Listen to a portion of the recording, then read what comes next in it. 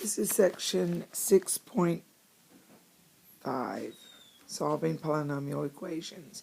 If I had a binomial times a trinomial and I multiplied, I would get x cubed plus 8, which is called a sum of two cubes. Factoring a sum of two cubes factors into a binomial times a trinomial, which is the binomial is a plus b, which is the it's the terms without the cube, times the trinomial, which is the very first term of the binomial squared, minus opposite sign, multiply the two terms together, ab plus b squared. The difference of two cubes is a binomial times a trinomial, and the binomial is without the cubes, and the trinomial is the very first term knocked down a degree plus ab times b squared. You can remember SOAP. SOAP stands for same, opposite, always positive. So that means the same, opposite, and always positive. Here's a list of perfect cubes. 1 cubed is 1, so the cube root of 1 is 1. 2 cubed is 8, so the cube root of 8 is 2. 3 cubed is 27. 4 cubed is 64. 5 cubed is 125. 6 cubed is 216. These are all perfect cubes. You need to memorize those.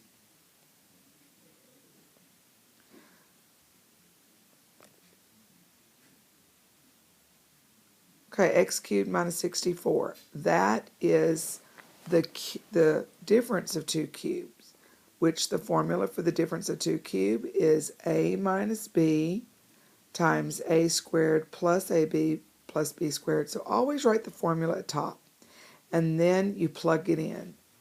But before you plug it in, you need to go to the side and identify your a.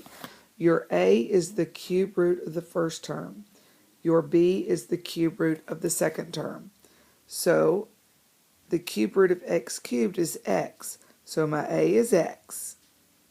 Then the cube root of 64 is 4, so my b is 4.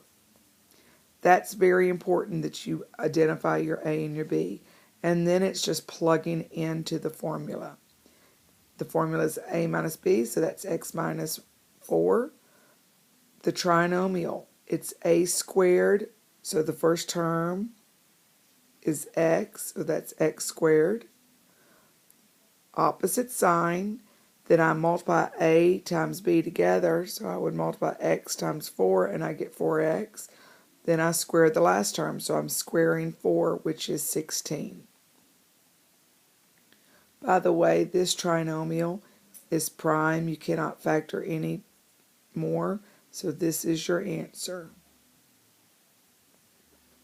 Example B, you always want to try to factor out a GCF if you can. We were able to factor out a 2x.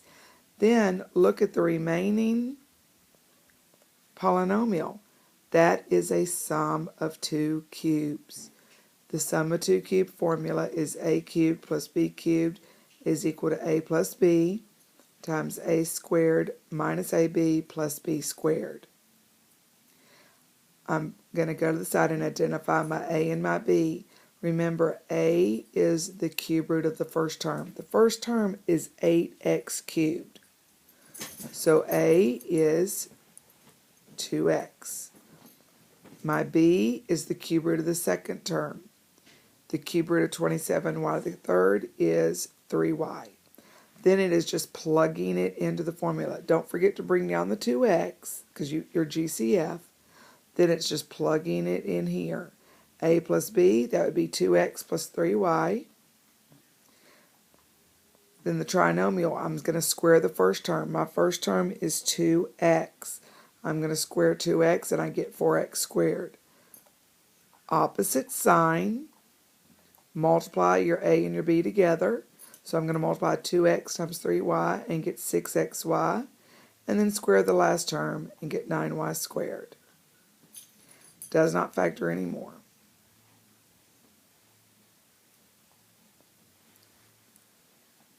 If you will notice, 9 and 5 are not perfect cubes, so you cannot do this. It is prime. Letter D, I'm going to factor out a GCF of 5y, and I get y cubed minus 64z to the third. Now, that is a difference of two cubes. So which formula? A cubed minus b cubed is equal to a minus b times a squared plus ab plus b squared. First thing I do, go to the side and identify what is my a. My a is the cube root of the first term, which is y. And my b is the cube root of the second term. The cube root of 64z to the third is 4z. Now I just plug it into the formula.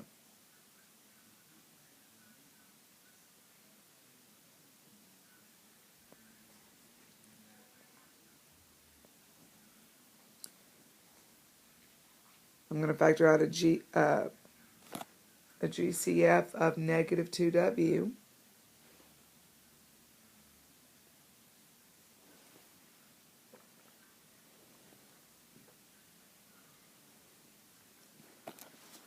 That is a sum of two cubes. So once again, identify your a and your b. Your a is the cube root of the first term. So the cube root of 27w to the third is 3w. The cube root of 125z to the third is 5z. And then it's just plugging into the formula.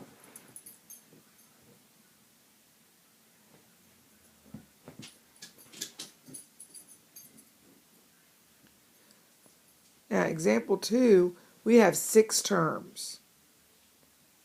The way you factor out a 6-term polynomial the same way you factor out a 4-term polynomial. You factor by grouping. We're going to group the first 3 together and group the last 3 together and always have a plus sign in between. And then you're going to factor out a GCF from the first group, which is 4x, and you get 2a plus b plus c. The second group, I'm going to factor out a 3y and get 2a plus b plus c. Now the 2a plus b plus c, that's my GCF, so they become 1, and what's left over, 4x plus 3y. In your book, the binomial will be written first, and then the trinomial. It really does not matter to me if you leave it a trinomial times a binomial. Okay, example B, I'm going to try to group the first 3 together and group the last 3 together, but there's not a GCF. So we need to switch the order of the terms.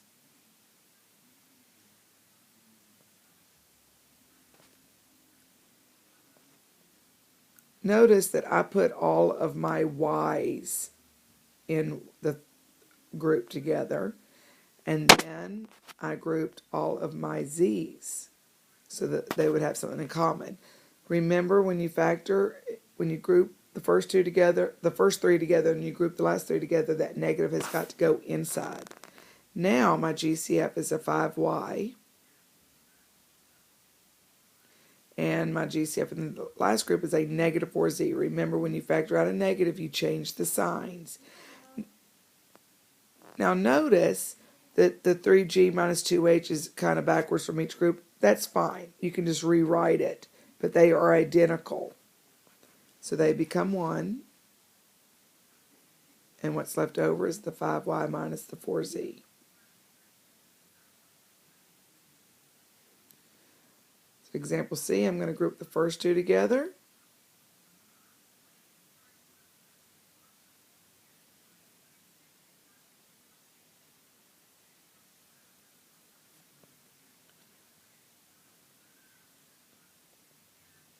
Now notice in example D, there was no common factor, so I did some rearranging.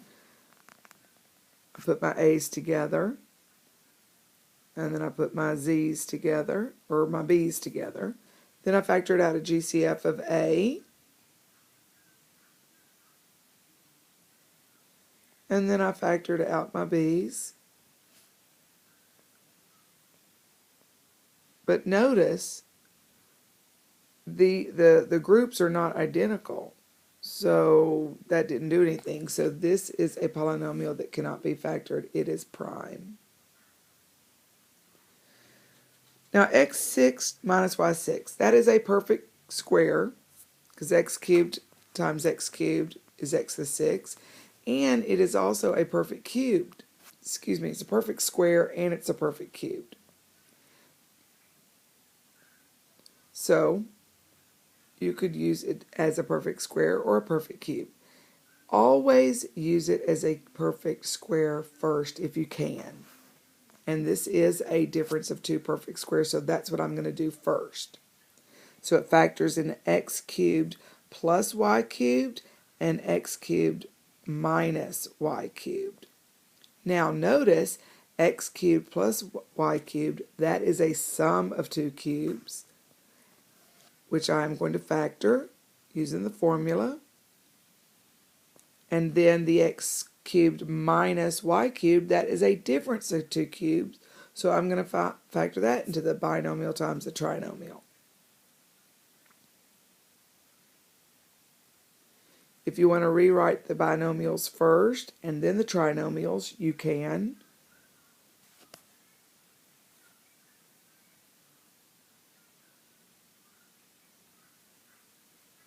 Okay. Example B, I'm going to factor by grouping, so I'm going to group the first three together, group the last three together. Factor out a GCF, which is a cubed. I'm going to factor out a negative b cubed in the second group, and remember it changes the signs. So now what I'm going to factor out is the x squared minus 6x plus 9. And what's left over? A cubed minus b cubed. Now I'm not done.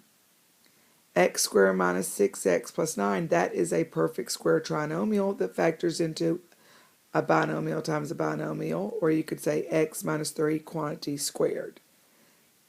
Then I'm going to factor out the a cubed minus b cubed, that is a difference of two perfect cubes, which factors in a minus b times a squared plus ab plus b squared. Now I'm finished. Example 3, a to the 6 plus b to the 6. That is those are perfect squares and they're perfect cubes. However, because of the plus sign, I cannot use it as a perfect square. If it was a to the 6 minus b to the 6, I'd be able to. So I have to use it as a cube. Now here's the tricky part. Identifying your a and your b. What is the cube root of x to the 6? What is the cube root of a to the 6? It's a squared. What is the cube root of b to the 6? It is b squared. Think of it as this. A to the second to the third is a to the 6. So the cube root is a squared. I'm going to plug it into the formula, a cubed plus b cubed. Okay, so I'm going to square the first term, or I'm going to write the first terms just a plus b, which in this case is a squared plus b squared. Then I'm going to square the first term. So I have to square a squared. I have to square a squared, which is a to the 4th. Minus, I'm going to multiply my a and my b together. So that's a squared times b squared. And then I'm going to square my last term. I've got to square b squared, which is b to the 4th.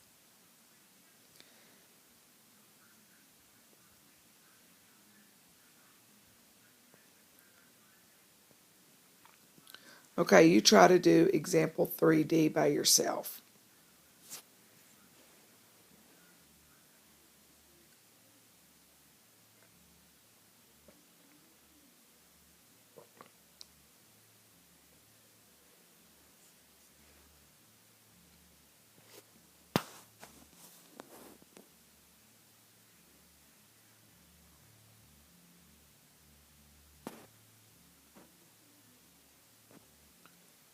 example 4, we're going to solve.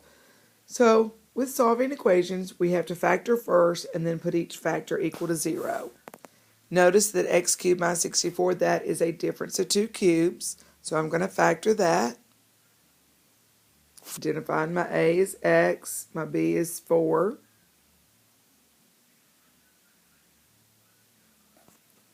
So we're going to put each one equal to 0. X minus 4 is equal to 0, and x squared plus 4x plus 16 is equal to 0. Now remember what I told you, that trinomial can't factor. So the only way to get an answer is to do the quadratic formula. You could do the quadratic formula or you could complete the square. I'm going to do the quadratic formula.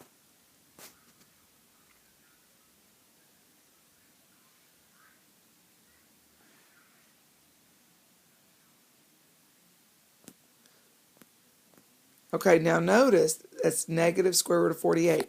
We got to think back to our imaginary numbers. I am going to break square root of negative 48 to negative 16 times 3. The square root of negative 16 is 4i square root of 3. So I'm going to replace that. Then I'm going to put each term over its own denominator and simplify. So that is one of my answers. And then don't forget the x equals 4. So there's your 3 answers. Example B, I'm going to factor. I'm going to split the x to the 4th to x squared and x squared. I've got the signs are the same, so I've got to find factors of 200 that add up to get 33. 25 and 8. Put each one equal to 0. Now I could do the square root property. The square root property is putting 25 on the other side, take the square root, give it plus or minus 5. Or I could choose to factor x squared minus 25 as a difference of 2 perfect square. Factors in x plus 5 times x minus 5, put each one equal to 0, you get the same answer. X squared minus 8, I've got to solve for x squared, so I'm going to move the 8, take the square root, and reduce that to 2 square root of 2. So there are my 4 answers. Plus or minus 5, plus or minus 2 square root of 2. Make sure you do all the problems 20 through 34. Check your odd answers in the back to make sure you're doing it correctly. Good luck.